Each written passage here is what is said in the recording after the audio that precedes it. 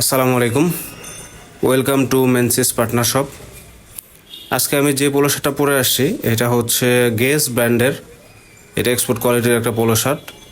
এটা মেরুন কালারের একটা পোলো শার্ট, খুবই চমৎকার দেখতে। ফেব্রিক্স কোয়ালিটিও খুবই ভালো, সো আপনারা নিতে পারেন খুব নিঃসন্দেহে।